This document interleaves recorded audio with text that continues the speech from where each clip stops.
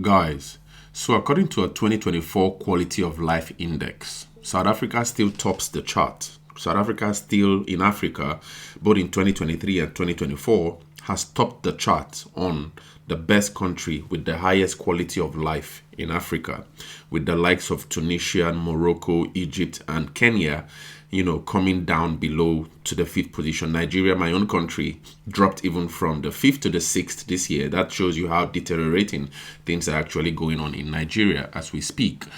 But South Africa has topped the charts in 2023 and 2024 as the country in Africa where the quality of life is still the best. And what are the parameters in which this index is actually measured? It's actually measured according to purchasing power, so purchasing power of the rand, pollution levels, housing affordability, safety, healthcare quality, and cost of living, as well as commute times, the times it takes to commute from one city to another, and also climatic conditions. So these are the indices that actually are usually taken into consideration in trying to assess what country has the best quality of life in Africa. All right, so South Africa has topped the charts. So even as you guys complaining in South Africa that there's a lot of violence, I see that the likes of Neil de Beer has argued that South Africa has 82 murders a day, and there's lots of violence, gender-based violence, and all that.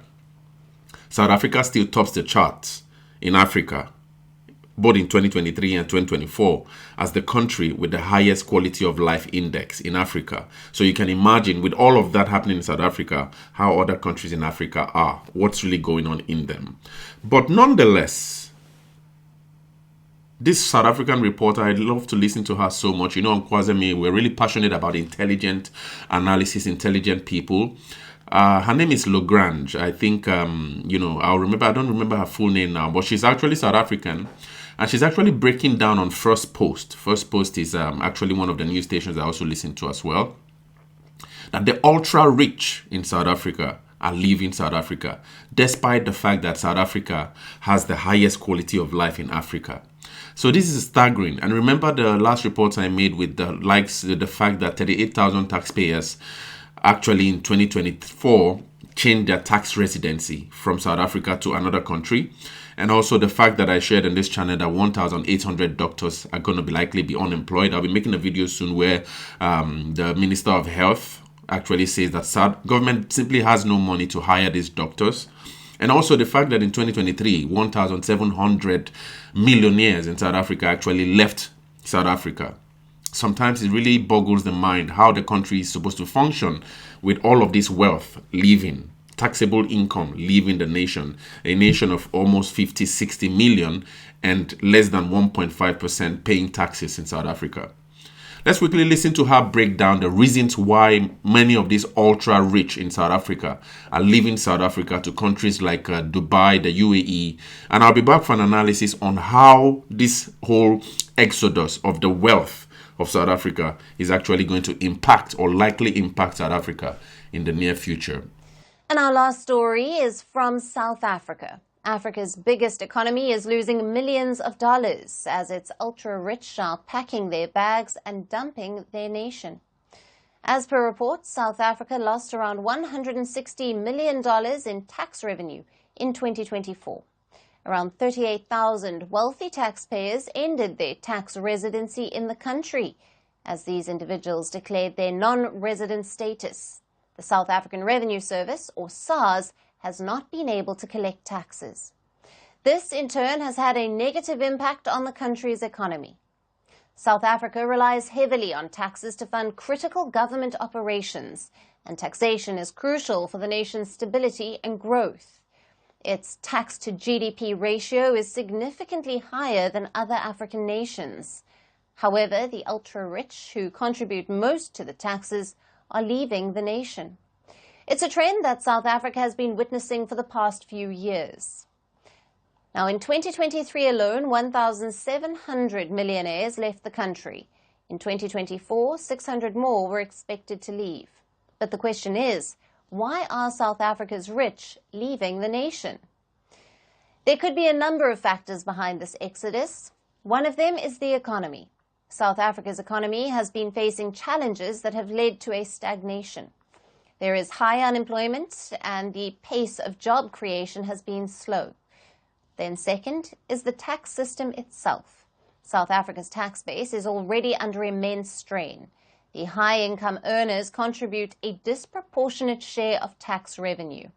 The tax burden is making living in the country increasingly less attractive. Then there are safety concerns. South Africa has a high crime rate. Some of its cities rank among the most dangerous in Africa.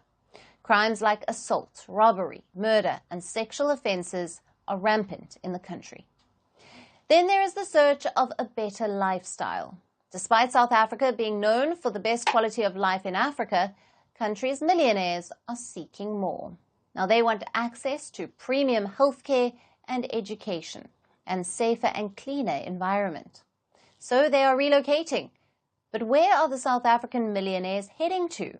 Now, some of the popular destinations include the UAE, Australia, USA, Singapore, and Switzerland. The UAE has in fact become the top destination for African billionaires. It offers tax benefits that make it financially appealing, along with a thriving business ecosystem. This exodus of the rich from South Africa is building pressure on the Ramaphosa government. Will South Africa overhaul its strategy to put an end to this trend? Yeah, quickly guys, we'll get into the analysis. I don't want this video to be so long, but I found a really interesting article on Tech Business Africa that actually helps me break down this whole analysis really brilliantly, and we'll be going through that really quickly. And I see that there are lots of comments on this channel of many South Africans wondering why I'm focused on South Africa and not I'm not focusing on analysis on Nigeria, and I really welcome that critique and that thought, because it's really interesting. I see most of you as my followers, and most of you as people who I really hope to inspire at some point, you know, in life. You see, so for me, I actually have a PhD, you know, Doctor of Philosophy in Historical Sciences, studying Ghana, post-colonial Ghana, from Kwame Nkrumah to Jerry Rawlings. All right, I also have also a postdoc study in Kenya, studying the Kenyan African National Party, KANU, the likes of former President, you know, Kibaki, and also Raila Odinga, to Ruto, and then to and actually to Ruto at present. So my analysis spans the wider Africa. All right. So I also study Senegal, Guinea, Equatorial, you know, Malawi, Zimbabwe, and all that. So when I conduct analysis here on Kwazemi on South Africa, I really would hope that you do not think that I'm trying to get into this childish tit for tat phenomenon that South Africa and Nigeria are actually going through, because these are both the greatest nations, you know, largest economies in Africa. Although if you consider Morocco, Tunisia, and many North African countries, they're really getting into that power. But I think that if South Africa and Nigeria can really join hands together and work and cooperate, the world might not be able to contain both because of the force and the creativity both countries have. But I'm not necessarily into all of that. My goal is to really try to create a movement of young Africans like me to really try to see beyond the limitations of our continent and really now start building wealth, a wealthy mindset. But before we get there, we have to really be able to analyze and diagnose the problems that our governments actually have been conducting that is actually failing most of us, the youth. All right. And so when I conduct analysis on South Africa this way, I really do not want you to think that I'm denigrating the country, but it's really important that we diagnose the problems before we find sustainable solutions to these problems plaguing Africa. All right, so let's just get that out of the way.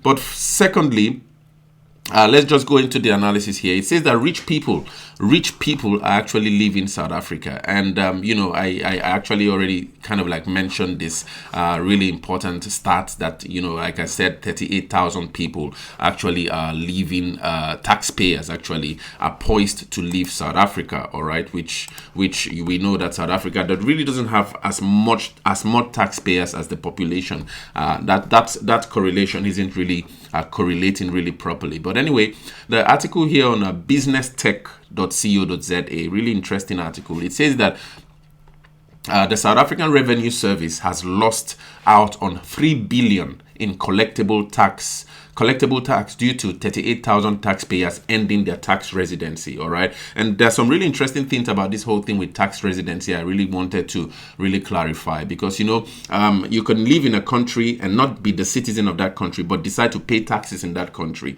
All right. So later in this article, it will be shown that most of the people, taxpayers who are actually changing their tax residence are not necessarily citizens of South Africa. So it's a really disturbing trend that the citizens of a nation are not paying the taxes required for that nation to function, but yet people who are not citizens of that nation are the ones propping that nation. And when they all decide to leave, what then happens to the citizens? And this is why it's important for South Africans to really wake up and really start thinking about ways of generating income, and really trying now to think about these whole things we've been talking about this on this channel, things like SASSA, welfare, and all that. South Africa and South Africans really slowly have to start rethinking this whole phenomenon of SASSA and welfare. I'll be making another video soon where Aaron Motsoaledi, one of the interesting analysts of mine, South African, argues that as much as 60% of South African households are on SASSA. That's scary, but I'll be doing a video on that soon. But anyway, it says that according to the latest annual tax statistics from 2024, South Africa's Revenue Service noted that about 38,000 taxpayers indicated that they had ceased being tax residents in South Africa. Looking at the taxable income and tax liability for these individuals over a 10-year period, it is evident that the tax collector has missed out on about 3 billion due to this move. So the fact that 38,000 taxpayers left South Africa, it actually cost the South Africa Revenue Service 3 billion rand. So you can see that 38,000 individuals are worth 3 billion rand, so to speak, in South Africa. So that's a really important statistic to note. Now, this is the caveat. It says that it should be noted that tax residency is not the same as nationality. This is my point. It's not the same as permanent residency, and it's also not the same as citizenship.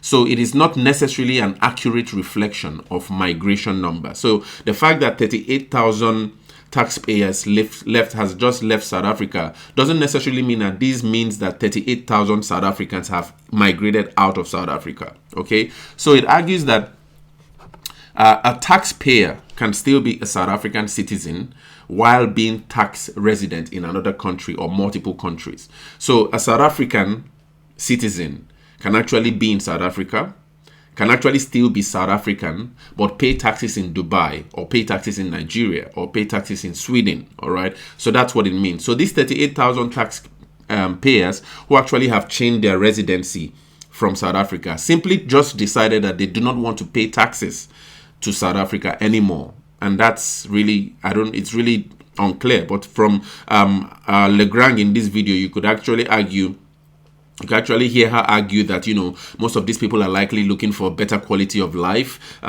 safety, healthcare, all of those. So there are many indices that actually makes a taxpayer in South Africa decide to change their tax residency, because the country functions by tax, and it's the tax that's collected from taxpayers that is actually used to maintain the roads, maintain the healthcare, public healthcare services, maintain the, SASSA, for example, in the case of South Africa, and all of that. So it's really important that a nation retains its taxpayers as much as possible. All right.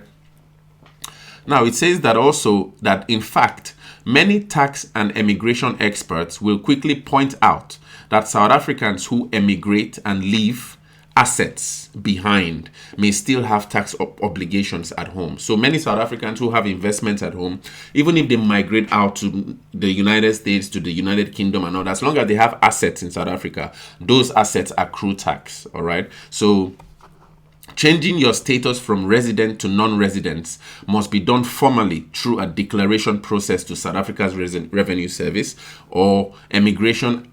But immigration and citizenship change is done through Home Affairs. So those are kind of like some official things. But however, nonetheless, anyway, without emigrating or changing tax residency, the result is the same, that the South Africa Revenue Service is actually losing out on tax revenue. 38,000 residents who actually pay taxes in South Africa and worth 3 billion rand leaving South Africa. That's a lot of money. 3 billion rand leaving South Africa. You can imagine how much that contribution would do to SASSA, to the old people who are unable to work in South Africa. And taking all of that out is putting much more strain on the government of national unity and salaries of these government ministers, so to speak. We saw John Steenhuisen the other day was blasted because of the blue light cars and all of that scandal. We see the likes of Thembi Semlane, who was actually moved from Minister of Justice to the Minister of, I think, Informal Settlements. And all of that salary, for example, is actually being paid by the taxpayers. So now that the taxpayers are leaving, even the salaries of these ministers, although the salaries of these ministers, I know they will fight hard to make sure that they get their salaries. But who suffers the most is the people. All right, the people would not have roads. The people would not have probably even public infrastructure anyway will suffer. And the recipients of that suffering are actually the people, because these guys with a lot of funds can actually afford to go to France to get treated. As my own president in Nigeria, he's often really blasted a lot, Bola Tinubu, for traveling to other countries outside to get healthcare and all that. So the ministers and the politicians would always find a way, but they're being paid. They forget that they're being paid by the people and the taxpayers, you see. So now in South Africa, for example, when we see that we are losing as much as 38,000 taxpayers, it's a really cause for concern. All right. Okay, so let's go. It says that South Africa's Revenue Service previously noted that ceasing to be a South African tax resident and similar changes to the status of individuals, it can actually imply a permanent erosion in the tax base, or changes in the tax base. All right. So now it says that even if a person who ceases to be a South African tax resident, even a person who ceases to be a South African tax resident is still taxed on their South African sourced income. So even if they live in Sweden, they live in Finland, they live in Australia, they live in New Zealand, whatever income they generate from South Africa must be taxed. So in other words, if they leave and they decide to leave permanently with all of their assets, then that's much more dangerous than them just leaving South Africa, with all of that taxable income. So it says that from the 2014 tax year, 44,693 taxpayers declared a taxable income of 21.6 billion, in which the tax that was collected by SARS was 6.2 billion rand, all right, 2014. Now in 2023, this is now 9 years down the line, that number from 44,693 decreased to 37,584. All right. So there was a 15.9% decrease of taxpayers, you see, from 2014 to 2023. Also, I think I found this chart really interesting. This is a really interesting chart that actually shows, people taxable income. All right. And it shows that if you can see the color red, that actually shows people who earn who earn 0 to minus. So in other words, people who are unemployed in South Africa, they do not earn a salary and all that. They're the ones in the chart that actually is marked with red. We see that there's an increase in this group of people in South Africa. It has actually been increasing steadily from 2014 all the way to 2023. So there has been a lack of improvement of these people who do not earn anything in South Africa, and it has been like that for 10 years. I'm sure probably these are most of the groups who actually collect SASSA, all right? Now, we can see also the portion that actually earned from 1 rand to 70,000 rand. We can see that it actually has been stagnant in a way from 2014 to 2023. There hasn't been really progress, except probably if I see some increase, I can say maybe from 2018. Maybe this is when Ramaphosa came in till 2021, thereabout. From 22 to 23, it's been contracting, all right? Now, there's also been a notable increase of this is now probably, I would argue that this is the middle class, the lower middle class, 70,000 rand to 350,000 rand. It has been contracting from 2014 all the way to 2023. And then the upper middle class, I would argue, who earn from 350,000 rand to 500,000 rand. We can see that that percentage of the population is quite small. All right, and it hasn't had so significant growth from 2014 all the way to 2023. All right. And then this is actually now the top of the top. These are the guys who pay the most taxes in South Africa. And I think these are businesses or owners of businesses, and they earn from 500,000 Rand above. We can see that from 2014, that number has been shrinking up till 2024, where we argue that now it's actually reported that 38,000 of these guys are actually living South Africa or changing their tax residency from South Africa to another nation. So that's really important to understand how problematic this trend is. Okay, but anyway, finally, there's a really interesting conclusion I saw here. It says that this is a continuation of the data that was seen in the previous years, and at face value, the data is actually a representation by SARS that shows that shows a lower number of wealthy South Africans, 500,000 Rand and above. So that's the color, the guys with color green. All right, they've ended their tax residency. All right, and South Africa is losing out on less tax revenue from this group. So this group in color green, who actually earn 500,000 Rand and above, are ending their tax residency, and that's really, really, really disappointing and scary at the same time. But anyway, finally, in overall, it says that the total number of South Africans ending their tax residency seems to also be declining. However, experts have previously pointed out that this seemingly declining trend may be due to the fact that a lot of wealthy individuals may have already ended their tax residency. But also there's another explanation that I thought that we missed in this analysis. It says that younger and more middle-class taxpayers are now opting out or cutting ties from SARS. So there are many younger taxpayers and middle-class taxpayers who are cutting their ties from SARS. They do not want to pay taxes in South Africa. I don't know how this happens if they still live in South Africa anyway.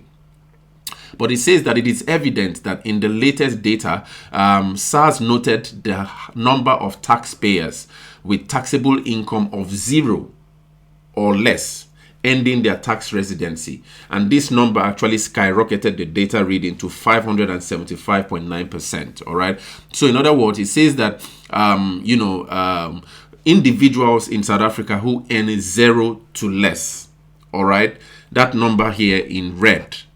Yes, that number here in red. As at 2014, the number was 1,814 individuals. But as at 2023, it rose to 12,260 individuals. Now, they've also decided to end their tax residency. So, this one is really funny for me because, first of all, they do not earn.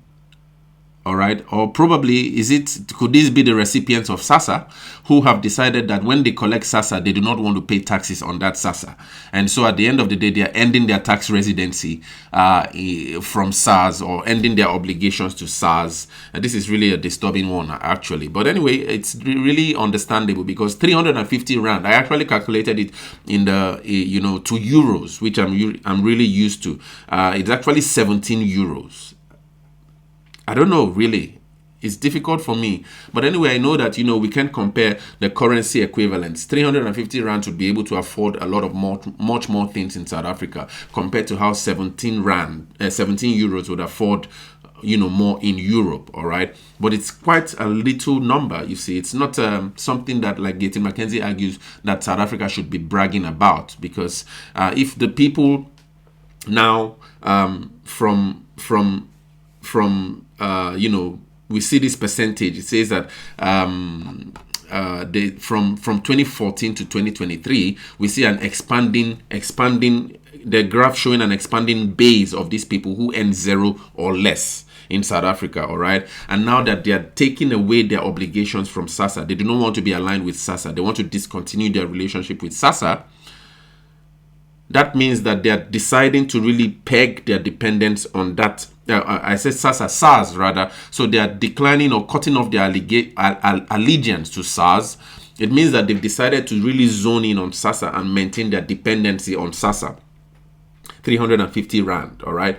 In other words, they do not hope to get into employment that would necessarily make them taxpayers and then contribute to the growth of South Africa. They will now want to focus on that. And now that the larger portion of the taxpayers in South Africa, those who earn 500,000 Rand and above, are changing their tax residency, leaving South Africa.